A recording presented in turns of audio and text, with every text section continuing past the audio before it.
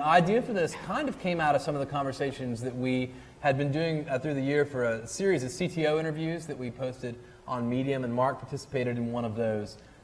In each of these conversations with various media CTOs, we found them all talking about different methods that they were using to bring new ideas into the organization. Hackathons, prototype sessions, prototype processes, stage gate processes, innovation processes that they were all experimenting with.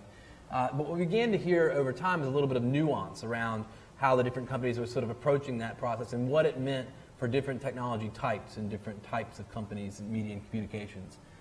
So what we want to do today is tease that out a little bit and just talk a little bit about what prototyping means in your companies. And for the audience that's here, perhaps some best practices they can take away. And maybe I'll start with Mark, because Mark, you did participate in one of those conversations that we did on Medium. What does a prototype mean at BuzzFeed, and what makes one work? It's a good question, and when I was thinking about it, my first thought was we don't really use prototyping tools, right? What we try to do is say, like a business entity or a product person says we have this feature, or we want to enhance this feature for whatever. What we normally try to do is figure out what the minimal kind of viable product for that is, and we tend to build those things within our own technology stack, but I realize that, and I've worked in companies where we've done prototyping before, but I think for me the key is how do I get like the product person or the business entity invested in looking at and giving feedback on what we're building for them or what we want to build. And really my experience is even if we build a feature completely and put it on our staging environments, people don't tend to be invested in that, right? They'll look at it a little bit, but not until something is live, there's real data, they're playing with it, or they really kind of invested in giving us feedback. And even when we build prototypes or we give good mocks, or we have great UX people and designers and they do great mocks, but not until that stuff is actually functional in our production environment are the business entities really invested in giving us feedback. So what we really try to do is use our own stack, build the minimum viable product that we can and get it out there. And we won't launch it to the entire world, but we'll maybe be it's something for the edit team or the ad team. We'll build it, get it out there. And then they can start playing with it, and then we can iterate and make it better. So, I mean, it's not prototyping per se, but it's like using our stack to get software out there that they can touch, that they can use. And it might, many times we do that, and it turns out it's not what we want. We iterate, we change it, we might throw it away.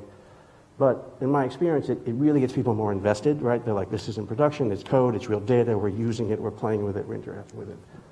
But that relies on you having a platform and an architecture that allows that, right? Yeah, right. I think the thing is we want to be as agile and lean as we can be, how quickly we can get something out there, right? And sometimes that's hard to do, but a good example of something we did recently was for the iPhone release, right? They released, the new phones and the bigger phones, and, we didn't do any real prototyping. We just used the iOS tools, and we built, the app size, and we got it working, and we played with it, and we showed it to people, and that just made a lot of sense, right? Like trying to mock it and do a prototype with a tool, since we could just do it right within that framework and get people playing with it and touching it. I mean, obviously the phones weren't released yet, but we could do it for iOS 8, we could do it for the bigger phone sizes and get people touching and interacting with it. That really tends to work well for us. Now, Shawn, you work on video products at Verizon, very different engineering challenge and very different set of technologies, much longer time horizons. What does prototyping mean for you?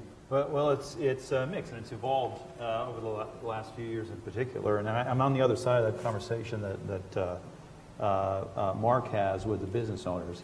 So at Verizon, we do have a range of platforms, ranging from web platforms and iOS and Android platforms for our apps, where you can use, whether it's HTML5 or it's increasingly the native environment, to create a prototype that can easily move over into a production application. On the other end of the spectrum, though, you have set-top boxes, which are these embedded systems that are probably about as powerful as your Fitbit type of smartwatch these days. And their prototyping allows you to iterate a lot faster than that environment can by itself, and also fail a lot cheaper. It's very, very expensive to build and modify in those environments. So we have to use a range of tools. It could be something somewhat crude. As we advance the user experience, we begin to use things like just After Effects to create the animations for how the app should behave. or it could be much more advanced, which as we move our platforms over to HTML5-based platforms, there's a wider range of tools available for us that still have to be shoehorned into the environment, but are more flexible from an iteration perspective. And with the West Coast perspective, Bob, from the entertainment perspective, you're building lots of products. You're working across a wide range of projects on a rapid time frame. Yeah, it's entertainment, so no one gets hurt. That's right. Which is good.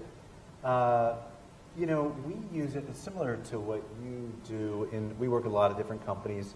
I work on the Ellen DeGeneres Show. I work on TMZ. I work on a lot of entertainment properties for Telepictures. And if it's a game, a lot of times, I've had some companies come to us and say, we'd like to work out a game with you. And to find out, that the game doesn't work after we play with it for 3 months, and just be willing to move on, I think is don't stick with an idea just because someone said it earlier, you're going to force that thing because everybody's just playing it wrong and they're doing it wrong. Sometimes you just got to let it go, and it comes with a little bit of wisdom, but prototyping certainly can help that out and also obviously push you on the right course. But it is the hardest thing to take it. We have a media lab, and we'll take something into a lab and we'll look at it and look at real people play with it, and sometimes you're right, sometimes you're wrong, and I think the biggest benefit is knowing when you're wrong and when to move on. Does MLB know when to move on, Joe? Sure, we move on often. I think that's part of the key. I think that you have to separate between product prototyping and platform prototyping. So on the product prototyping side, I think it's pretty consistent. It's iterative design. It's like taking some ideas, seeing if those ideas have any merit whatsoever. And if they do, starting to try to refine that to a point where you can say, yeah, that's actually something that might be interesting to fans. It might be cool. We've come up with a whole lot of concepts of things that were just terrible ideas in retrospect. And you'd rather find that out earlier in the process than later. So on the product side. On the platform side, I think it's different. And so I think that when you look at some more of the hardcore engineering that we do that's behind the scenes, if we're talking about something like player tracking, where I'm trying to integrate a radar that was designed for ballistic missile tracking with artificial intelligence that was designed for like parking boats in a marina type thing, from a machine vision standpoint, you're trying to glue these things together. I think in the platform prototyping, what you're really trying to do is answer the question of what you don't know. There are clearly things that you can solve in implementation. And then it's like, but can I do this or can I do that? Scale has a lot to do with it. So this sounds like a really good technology or a really good idea, but is it going to hold up when I throw 3-4 million people at it, onboarding? And a lot of what we have to do really has to do with scale, because you're sort of a victim of your own success. If you have an idea that sounds good from a platform standpoint, but it won't hold up to load, then if it's a good idea, people are going to use it and you're going to have load. So it's terrible. And vice versa, it falls down. And we have an interesting thing where, much like you guys have, where there's volatility to that market. So it may just be this average game. I might have a couple 100,000 people watching it, but then all of a sudden it turns into a no-hitter or a perfect game, and I got 3 million people watching it like that. And the platform has to be able to take that ramp. And so in the platform prototyping, it's really that notion of answering the unknown questions and then making sure that those things can actually scale the way that they're supposed to. So then you can kind of take that product layer on top of it and figure out what you're going to do to actually make something that's compelling. And obviously they cross-pollinate quite a bit. Lorraine, in an enterprise environment, you're dealing with business clients at the Associated Press. Do they allow you to prototype and fail along the way? Well, they prefer that we don't fail. But building on what Joe said, I have to confess that we use prototype and proof of concept and even pilot projects a bit interchangeably. So when we think about proof of concept, I would say that's how you're thinking about really your platform prototyping. And we're looking to test assumptions or to test capabilities of technologies or sets of technologies and how they fit within the AP ecosystem. And these projects tend to be technology driven. For example, we've been a .NET shop. We're looking at open source technologies. We're doing a lot of proof of concept around that, looking at transcoding our video in the cloud, working with AWS on proofs of concept to see whether it works and goes forward. So that's a form of prototyping.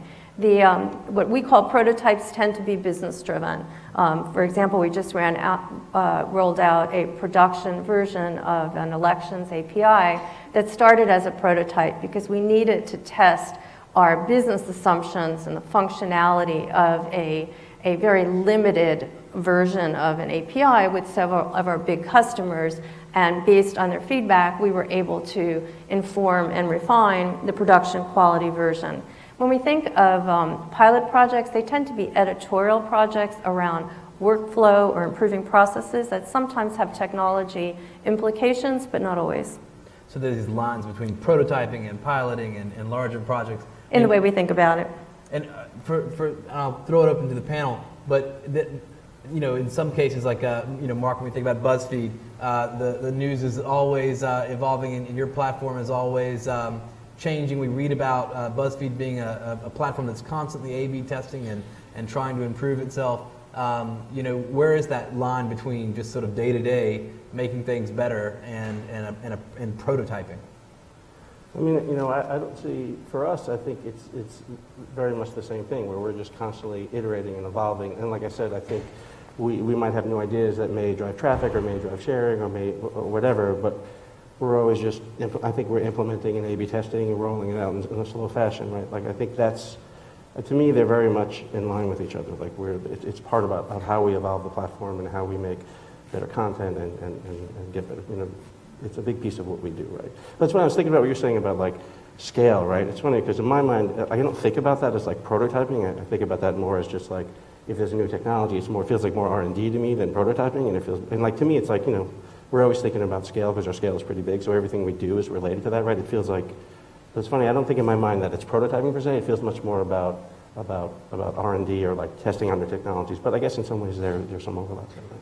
So these are, they borrowed the word. Yeah, exactly. Like, the product side of the house, prototyping from a pure sort of like etymology standpoint was really evolved out of the engineering world, right? And so it was sort of making something and see if it would actually function. Yeah, no, I think that makes sense. I just hadn't thought about it in that way. It is interesting though. Because I think that it's all about the solution set, right? So if the solution set you're trying to solve is what the customer is going to see, then your prototyping is orientated around that because that's what you're trying to do. If you're orientated around like making sure things don't go down or crash, then your prototyping is the notion of where the experimentation is. Because when you really get down into it, like it seems to me that the common thing that people are talking about is prototyping is sort of like the sandbox that you go to before you actually let people play. The public play, whoever that public is, whether it's business customers or consumers or whatever. And so it's that little bit of a safe zone where you can start to make some mistakes, and those mistakes are not necessarily judged on the grand stage. Yeah, I think for me, it's always the tough problem is getting people invested in a prototype before. It just always feels to me like we could do mocks and we could do prototypes and we can show people and they can play with it. But that not until it's in production and it's live do they really feel emotionally, like intellectually invested in it, and then that's when we get the real feedback, But isn't that, if you're thinking about, what makes for a successful prototype, getting engagement from the stakeholders right from the beginning and keeping them engaged contributes to a more successful outcome for us. Sure. I just, and that's part of it, but I feel like, It's never real till it's real. Exactly. Yeah, no, I think there's something to that. I think the prototyping, we get good directional feedback, and you can find errors or potential hits right away, but it's not until you start to bleed it out into some scale where you find all the things you didn't think about that are either going to make it great or horrible. Right. Yeah, well, I think, to Mark's point, part of it, I would say that if I look at our company 4 or 5 years ago, we were much more in that mode where it was sort of, until it got to prod, nobody was going to look at it on beta. And that was just the reality. And the folks that were doing it were going to look at it, and the folks that were producing it and had the ideation on it and all that sort of stuff. But the rest of the exec team or other folks, very much like that, until they made it to prod, it was like, I'm not really going to look at it because maybe it's going to live, maybe it's not going to live or whatever. And so that's when you get like the canon of feedback is like once it gets to prod.